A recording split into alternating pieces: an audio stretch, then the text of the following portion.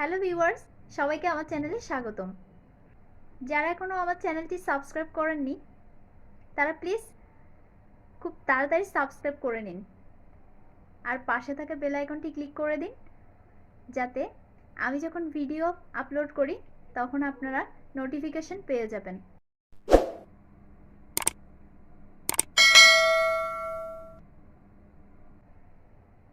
আর যারা আমার চ্যানেলটি সাবস্ক্রাইব করেছেন তাদেরকে অনেক অনেক ধন্যবাদ। আমরা সবাই রসগোল্লা খেতে খুবই ভালোবাসি, আর সেই রসগোল্লা যদি ছানা তৈরি হয় তাহলে তার কথাই নেই। আজ আমি আপনাদের সাথে শেয়ার করব কিভাবে বাসায় সফট ছানা তৈরি করে ছানা রসগোল্লা তৈরি করা যায়। আজ আমি 2 লিটার দুধের ছানা তৈরি করে নিব রসগোল্লা তৈরির জন্য। চলুন তাহলে দেখি কিভাবে ছানা রসগোল্লা তৈরি করা যায়। সফট ছানা তৈরি করার জন্য প্যানে নিয়ে নিয়েছি 2 লিটার তরল দুধ। ছানাটাকে আরও সফট করার জন্য অ্যাড করছি 1 চা চামচ বাটার। এখন দুধটা জাল করে নিব, উতলে ওঠা পর্যন্ত ওয়েট করব।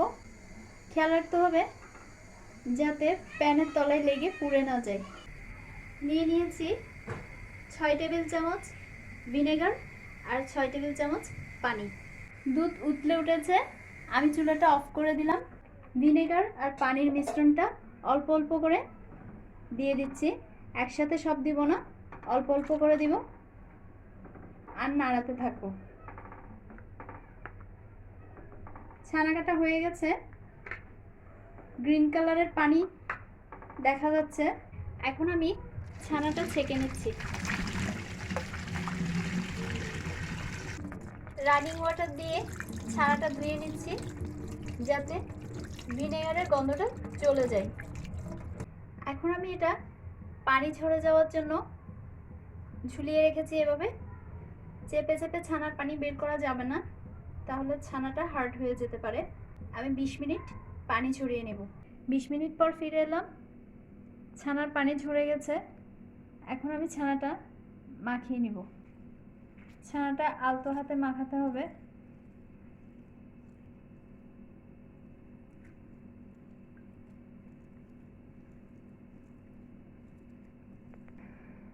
ছানা মাখানো হয়ে গেছে, এখন অ্যাড করছি 2 টেবিল চামচ ময়দা। এখন ময়দার সাথে ছানা মাখিয়ে নিচ্ছি।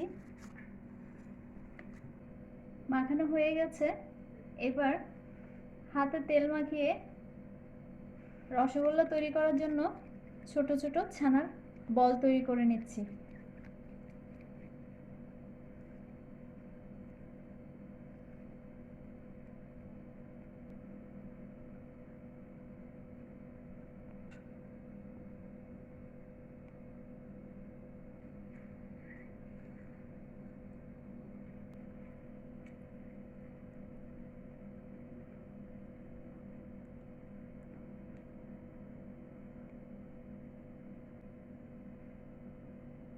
সবগুলো ছানার বল তৈরি করা হয়ে গেছে, এখন আমি শিরা তৈরি করব।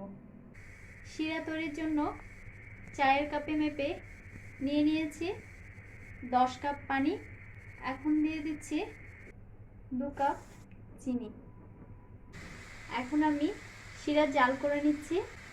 শিরা ফুটে উঠলে ছানার বলগুলো অ্যাড করে দেব।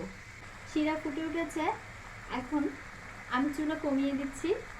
এবার ছানার বলগুলো অ্যাড করে দিচ্ছি। সবগুলো ছানার বল অ্যাড করা হয়ে গেছে, এবার আমি ঢেকে দিচ্ছি। ঢাকনার ছিদ্রটা টিস্যু পেপার দিয়ে বন্ধ করে দিলাম। এবার মিডিয়াম টু হাই ফ্লেমে 7 থেকে 8 মিনিট জাল করে নেব। 8 মিনিট পর ফিরে এলাম। এখন আমি চুলা ছোট করে দিচ্ছি, আমি চুলা কমিয়ে দিলাম। মিষ্টিগুলো ফুলে দ্বিগুণ হয়ে গেছে, এখন আমি লো ফ্লেমে 20 থেকে 25 মিনিট জাল করে নেব। 25 মিনিট পর ফিরে এলাম। এখন আমি চুলাটা অফ করে দিচ্ছি, ঢাকনা তুলব না, এভাবেই ঢেকে রেখে দিব 8 থেকে 9 ঘন্টা। 9 ঘন্টা পর ফিরে এসেছি। রসগোল্লাগুলো তৈরি হয়ে গেছে, পরিবেশনের উপযুক্ত হয়ে গেছে। আমি একটি রসগোল্লা আপনাদের কেটে দেখাচ্ছি। দেখুন এটি কতটা সফট হয়েছে।